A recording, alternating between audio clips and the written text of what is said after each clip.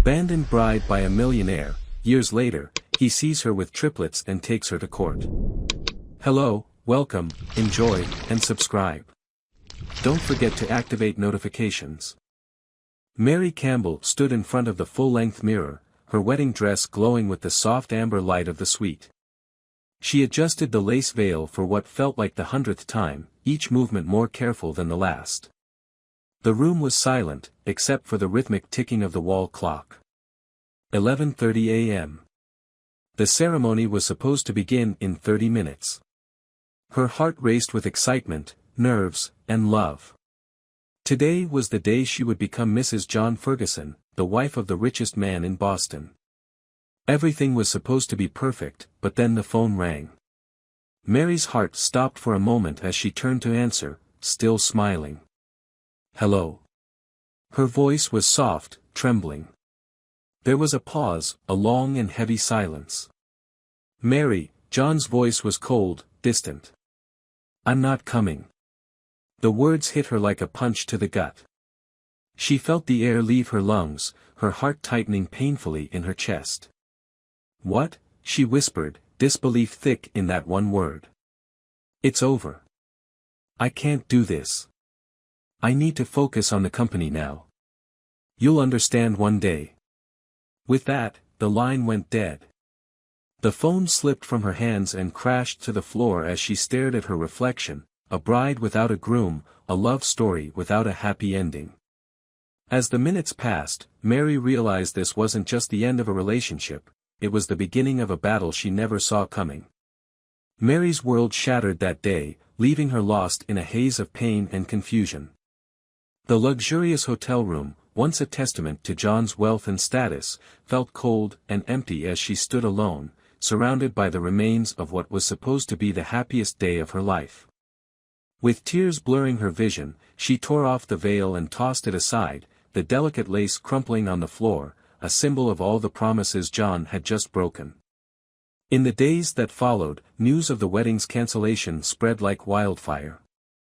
Headlines screamed about John Ferguson's last-minute decision, painting Mary as the abandoned fiancée, left to pick up the pieces. Paparazzi hounded her, capturing every moment of her grief as she left the penthouse they had once shared. But Mary refused to fall apart.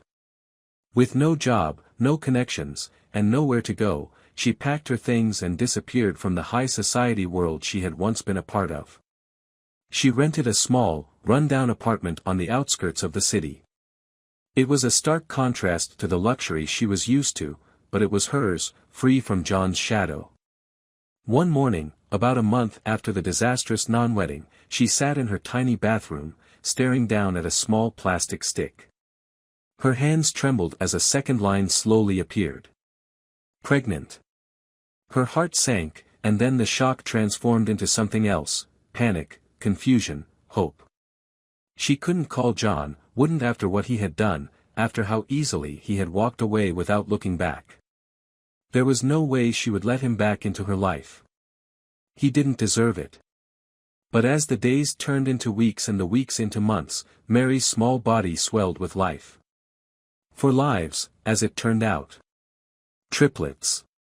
She could hardly believe it when the doctor told her, his voice tinged with amazement. How am I going to do this? She whispered, stroking her belly in the darkness of her tiny apartment one night. But she did. Mary didn't just survive, she thrived for them. She worked 2 jobs, building a life for herself and her children, Jack, James, and Jake, 3 little miracles who filled her world with love and laughter. The boys had John's piercing blue eyes and his sandy blonde hair. Strangers would stop her on the street, commenting on how identical they looked, how remarkable the resemblance was. And every time, Mary's heart ached just a little. It was as if John was there, in every smile, in every mischievous glance. When the boys turned 3, Mary had found a routine. She worked at a small marketing firm during the day, and at night she worked as a freelance graphic designer, getting the job done after the kids went to bed. Money was tight, but she made it work. She had no other choice. But everything changed one sunny afternoon when Mary took the kids to the park. They were playing on the swings, their laughter echoing in the air, when Mary felt a tingle of awareness at the back of her neck. She turned around, holding her breath. Standing just a few feet away, watching her children with an expression she couldn't quite decipher, was John. The world seemed to shrink to just the two of them. He looked different, older, sharper. His suit was immaculate, his hair carefully slicked back, but there was something in his eyes, something vulnerable and raw. "Mary," he murmured, taking a hesitant step forward. "No," she whispered, her voice trembling. Instinctively, she moved in front of the triplets, shielding them with her body. John's gaze drifted to the three boys, his face going pale. "Are they?" He couldn't finish the question, but Mary saw the moment the realization hit him. His mouth opened slightly, and for a second, he looked like a man completely lost. "They're not yours," Mary lied, the words escaping before she could stop them. But John wasn't fooled. She saw it in his eyes, the way they moved between her and the boys, taking in every detail, every familiar feature. He took another step closer, his hands clenched at his sides. "Mary, I need to know," he pleaded, his voice low and urgent. "Are they mine?" She lifted her chin, fighting to keep her expression neutral. "It doesn't matter, John. You made your choice years ago. We don't need you." Then she turned around, calling to the boys in a bright, but shaky voice. "Come on, guys. It's time to go home." They ran to her, their little hands reaching up to take hers. John stood frozen, his gaze following them as they walked away. And when Mary glanced over her shoulder, she saw something flicker in his eyes, determination. He wasn't going to let them go. 2 weeks later, John showed up again. This time, he wasn't alone. He brought a lawyer. Mary's heart sank as she read the papers he handed her. "Custody. You can't be serious," she whispered, looking at him in disbelief. "I am," he replied quietly. "Mary, I made a mistake. I know that now. But those kids, they deserve to know who their father is. I deserve a chance to be part of their lives." Her hands trembled as she crumpled the papers. "You can't just walk back into my life after everything you've done, after abandoning us." "I didn't know," he replied, his voice breaking. "I never knew about them, Mary, because you never gave me the chance to find out," she yelled, the words spilling out before she could stop them. "You left, John. You left me with nothing. No money, no home, and 4 babies to raise on my own." He flinched, but his expression hardened. "I'm not going away again." The months that followed were a whirlwind of courtrooms and lawyers. John, true to his word, refused to back down. He showed up at every hearing, every meeting, fighting to prove he was serious about being a part of the kids' lives. And slowly, painfully, Mary began to believe him. But trust wasn't something that could be rebuilt overnight, and as the tension between them simmered, Mary couldn't help but wonder, was he really there for the kids, or was this just another of his power plays? One afternoon, just as Mary started to let her guard down, a tall, elegant woman stepped out of John's car, her hand resting possessively on his arm. Mary's blood ran cold as she recognized her, Emily, John's fiancée. But why was she here, smiling at Mary's children as if they were part of her perfect future? "Hello, Mary," Emily whispered. "I hear we have some things to discuss." Mary's heart pounded as Emily's cold smile settled on her.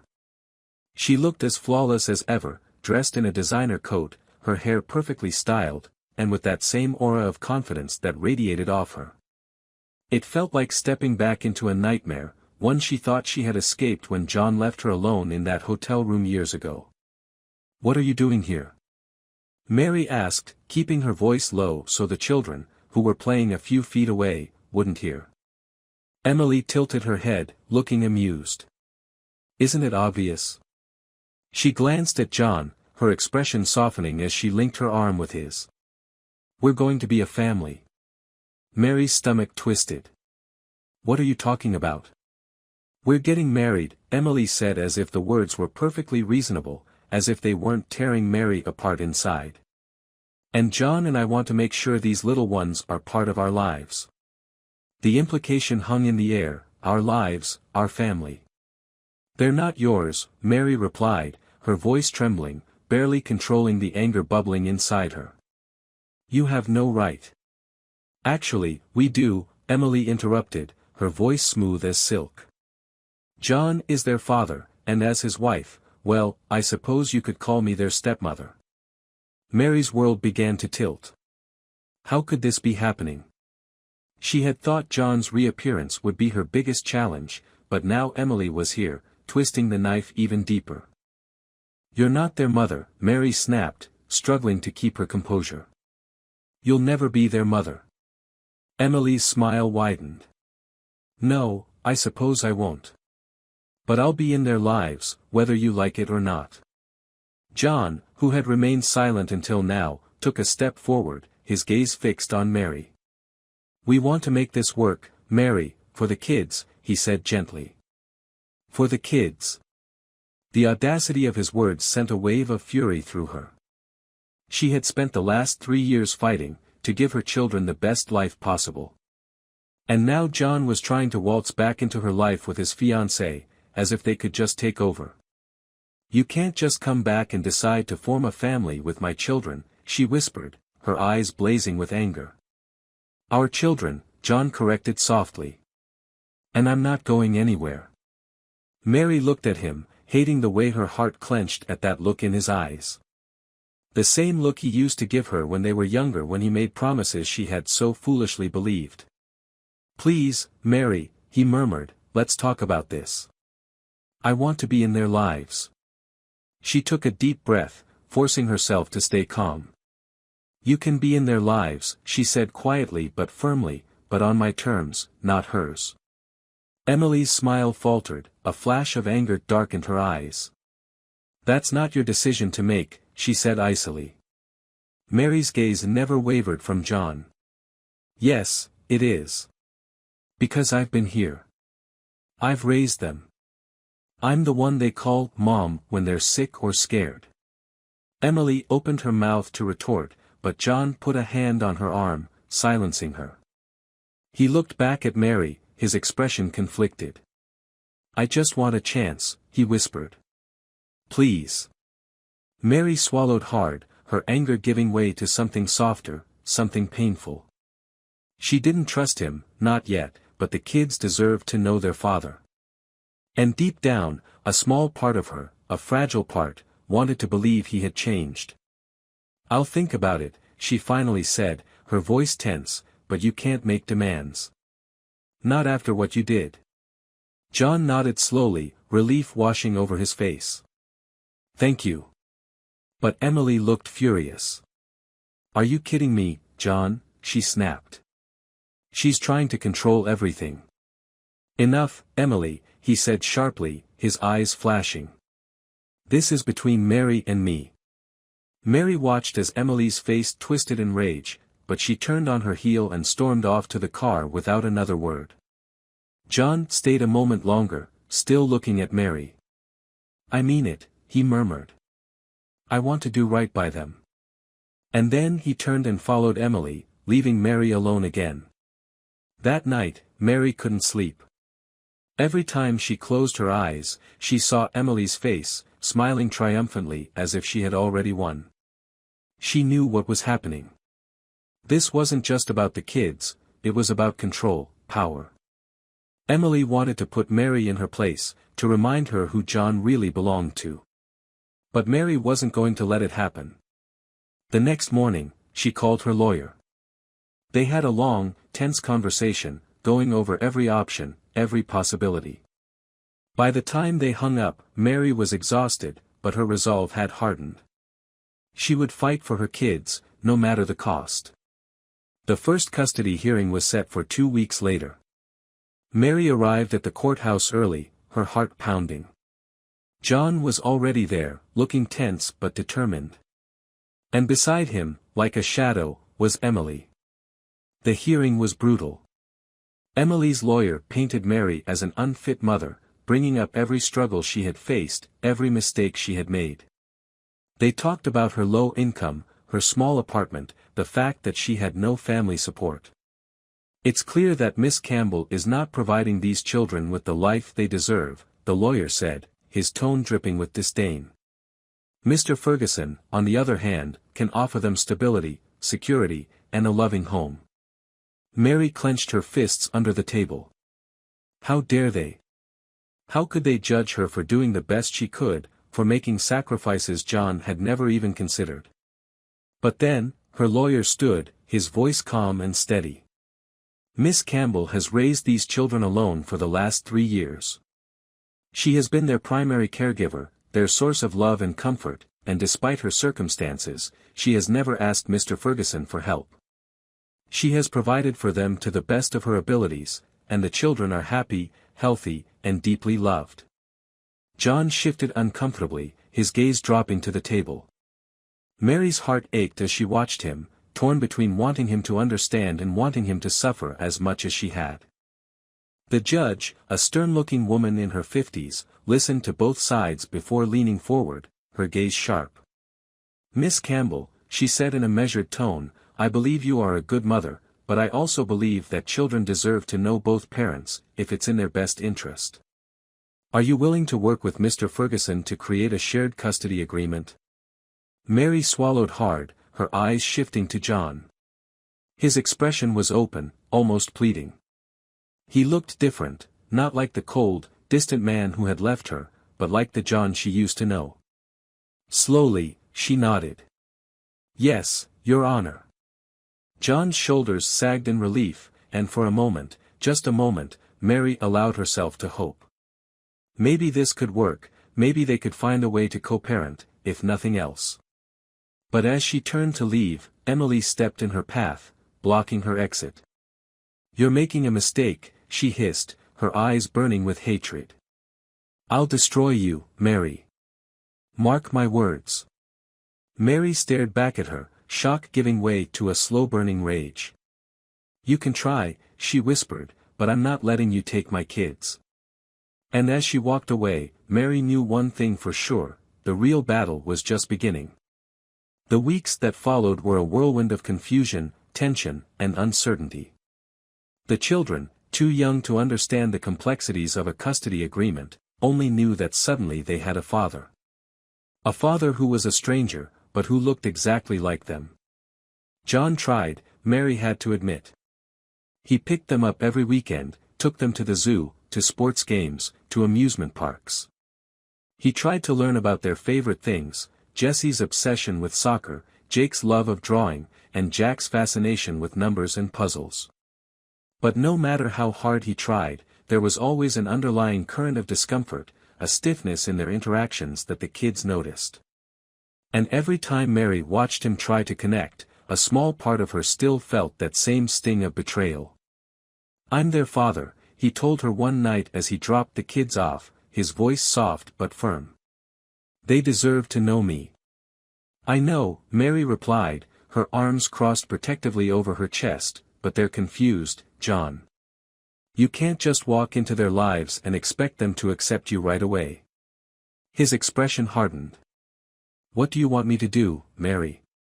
"I'm doing everything I can." "Be patient," she whispered, glancing at the kids, who were sitting on the floor of the living room, completely absorbed in building a tower of blocks. "And for God's sake, take Emily out of the equation. She's confusing them even more." John's face tightened. "Emily is my fiancée. She's going to be part of their lives, whether you like it or not." The words cut deep, and Mary fought to keep her expression neutral. "You're going to have to choose, John," she said quietly. "Between making your fiancé happy and doing what's best for our kids." He stared at her, and something like regret flashed in his eyes, but then he turned away, shaking his head. "I'm not going to choose," he murmured. "I'll make it work." But Mary knew better. Emily was a ticking time bomb, and sooner or later, she was going to explode. It happened on a rainy Friday night. Mary was rushing to get the kids ready for their weekend visit with John, their little rain boots scattered on the floor as they pulled on their jackets. There was a knock at the door, and when Mary opened it, she found Emily standing there, dressed in an immaculate white coat, holding an umbrella over her head. "Where's John?" Mary asked, her voice filled with distrust. "He's not coming," Emily replied, stepping inside without waiting for an invitation. "He asked me to come pick up the kids today." Mary tensed, her gaze shifting to her children, who froze at the sight of Emily. Jessie took a step back, clutching Jack's arm, and Jake hid behind Mary's leg, peeking at Emily with wide eyes. "No," Mary said firmly. "You're not taking them." Emily's eyes narrowed. "I'm not asking for your permission," she replied coldly. Mary squared her shoulders, blocking Emily's path. "Get out of my house. Do you really think you can keep me out of their lives forever?" Emily spat, her face twisting with fury. "I'm going to be their stepmother. They're going to be part of my family." "No, they won't," Mary replied firmly. "Because they're my family. And I'm not going to let you manipulate John into." "That's rich coming from you," Emily interrupted with a sneer. "You think you can use those kids as pawns to keep John in your life and push me out? John and I are getting married, and when we do, I'll make sure you never see another cent of his money." The accusation left Mary speechless. She had never asked for money. She had never taken a cent from John, not when she was pregnant, not after the kids were born. The mere idea that she would be using her children as some kind of leverage infuriated her. "This isn't about money," Mary said through gritted teeth, struggling to keep her voice steady. "This is about what's best for the kids. And what's best is for you to stay away from them." Emily's lips curled into a cold smile. "You don't get it, do you? You're going to lose. John will realize I'm the only one who really cares about his future, about our future. And when he does, he'll take those kids away from you." "Over my dead body," Mary whispered. Emily's smile widened. "That can be arranged." Before Mary could respond, a shout came from behind her. She turned to see Jesse staring at her and Emily, his small face scrunched up in fear and anger. "Go away," he yelled, his voice high-pitched and trembling. "You're mean. I don't like you." Mary moved to comfort him, but he was already running toward his brothers, tears welling up in his eyes. Emily's smile vanished, and her eyes narrowed in fury. "Get out of here right now," Mary said, her voice low and trembling with emotion. "Out of my house." For a moment, the two women stared at each other in silence, the tension in the air thick and palpable. Then, with a sharp movement, Emily turned and stormed out of the house, slamming the door behind her. Mary let out a shaky breath, her heart pounding in her chest. She knelt down and gathered her children into her arms, holding them tight as they trembled around her. "It's okay, my loves," she whispered, stroking their heads. "Mommy's here. Mommy's got you." But as she held them, a terrifying thought lodged itself in her mind. Emily wasn't going to stop, and Mary wasn't sure she could protect her children from what was coming. John knew something was wrong the moment he walked into his penthouse that night. The lights were off, the air thick with tension. Emily was sitting on the couch, a glass of wine in her hand, her expression cold. "What's going on?" he asked, taking off his coat. "Where were you?" Emily demanded, her voice tight. "I had a meeting," he replied slowly.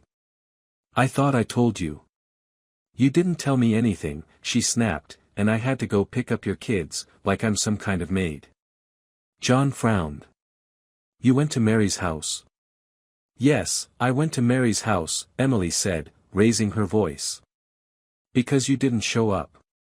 I had to stand there and listen to her tell me I'm not welcome in their lives. I had to put up with that brat yelling at me like I'm some kind of monster." "Emily, calm down," John murmured, raising his hands in a gesture of peace.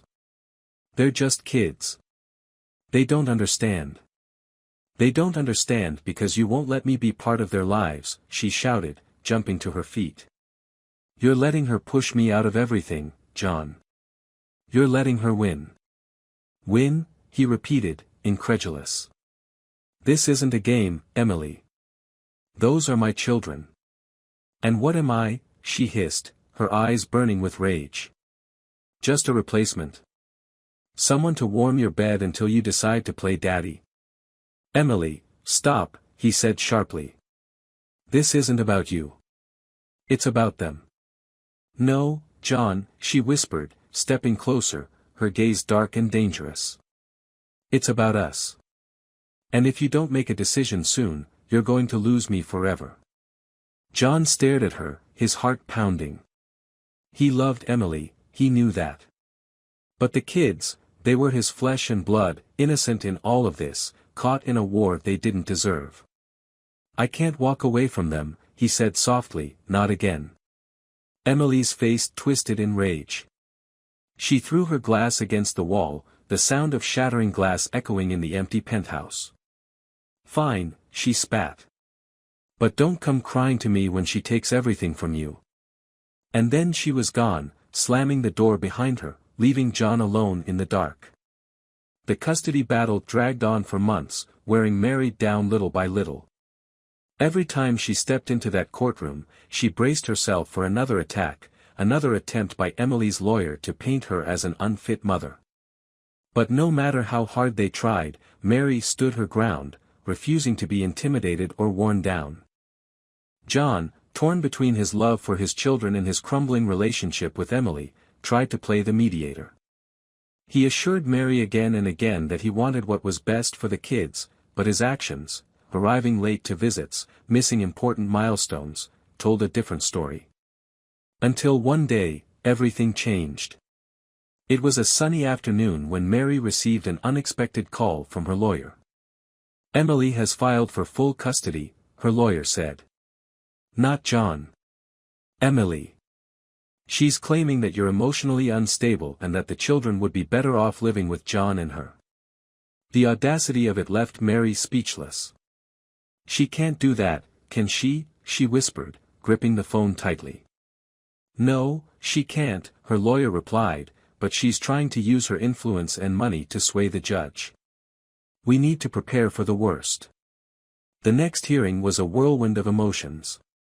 Mary sat in stunned silence as Emily's lawyer presented their case, twisting every detail of Mary's life into something ugly and dangerous. They argued that Mary's refusal to let Emily be part of the children's lives was harmful, that she was poisoning the children against their father and his new fiancée. Mary's heart pounded as she listened, her eyes drifting to John. He looked miserable, staring down at the floor. She knew he didn't agree with any of this, but he didn't say a word. He didn't defend her. He just sat there, letting Emily tear her apart. And in that moment, Mary realized something: John would never change. He was weak, too afraid of losing Emily to do the right thing. He would let her destroy Mary if it meant keeping his relationship intact. But Mary wasn't weak, and she wasn't going to let anyone take her children away from her. When it was her turn to speak, Mary stood, her voice firm and clear. She spoke about her children, their personalities, their dreams, how they laughed together every night before bed. She spoke about the sacrifices she had made, the love and care she had given them, and the life she had built for them, alone. I'm not perfect, she said softly, looking directly at John, but I love my children more than anything in this world, and I will fight for them with everything I have. The courtroom fell silent. The judge watched her for a long moment before turning to John. Mr. Ferguson, the judge said in a firm tone, do you support your fiancée's petition for full custody of your children? John's head snapped up, his eyes wide. What? He stammered. Do you believe your fiancée should have more control over your children than their mother? The judge repeated, her voice stern. John looked between Emily, who was glaring at him, and Mary, who stood tall and unyielding. Slowly, he shook his head. No, he whispered. I don't. Emily's face twisted in fury. John, you can't be serious. I'm sorry, Emily, he said quietly, but this is wrong. The judge nodded, turning her gaze back to Mary. "I believe you, Miss Campbell. Your children are fortunate to have such a strong and dedicated mother." And with that, the nightmare was over. Emily stormed out of the courtroom that day, her plans in ruins. Shortly after, her engagement to John fell apart under the weight of resentment and bitterness. Without Emily's influence, John agreed to a much smaller custody arrangement, weekend visits, supervised at first, until the children felt comfortable enough to spend more time with him. Mary took it one day at a time, slowly learning to trust him again. Not as a partner, but as the father of their children. John tried harder, made more of an effort, and over time, the kids began to look forward to their weekends with him. But the scars ran deep. It would take time, maybe years, for the wounds to fully heal. Mary knew that, and she also knew that John would never truly be a part of her family, not the way she and the children were. But that was okay because she had won what mattered most. She had fought for her children and for herself, and she had come out stronger. One night, as she tucked the kids into bed, Jack looked up at her with his big blue eyes. "Mommy," he whispered, "is Daddy coming back?" Mary's heart clenched. She knelt by his bed, brushing a strand of hair from his forehead. "He'll always be your dad, sweetheart," she murmured, "but he won't be living with us again." Jack nodded slowly, frowning. "That's okay," he said finally. "Because we have you." Mary smiled, her heart swelling with love. "Yes, you have me," she whispered. "And you always will." And as she turned off the light and left the room, she felt a sense of peace settle over her. The battle was over. The pain, the betrayal, it was all behind her. Now, she and her children were free. Years passed. The kids grew up happy and healthy, thriving in the small but warm home Mary had built for them. John remained a part of their lives, though more distant, more like a visitor than a father figure. He eventually remarried, but it was clear that Mary and the kids were never far from his thoughts. As for Mary, she moved on. She focused on her career, on her family, and on the life she had created. She started her own business, a small marketing agency that quickly gained a reputation for its integrity and creativity. She dated a few men, but none filled the void that John had left. And she was okay with that. One sunny afternoon, Mary stood on the sidelines of a soccer field, watching Jesse run across the grass, his face lit up with excitement. Beside her, Jake and Jack cheered for their brother, their voices blending with the roar of the crowd. For the first time in a long time, Mary felt at peace, whole. She had fought, she had lost and won, she had broken and rebuilt herself, and in the end, she had found something even better than what she had lost: peace, strength, and a future full of hope. As the children ran toward her, their faces flushed with happiness, Mary smiled, opening her arms wide. Because this love, this family, was all she had ever needed. Mary's story is one of resilience, strength, and the fierce love of a mother determined to protect her children from pain and betrayal. Through a grueling custody battle and her final triumph, Mary never gave up, on herself or her children. Despite John's abandonment and Emily's cruel attempts to tear her family apart, Mary proved that true strength comes from within and that no amount of money or power can replace a mother's love. I sincerely hope you enjoyed the story. Don't forget to subscribe to the channel, give it a like, and turn on the notification bell so you don't miss our upcoming videos. Big hugs, and see you in the next story.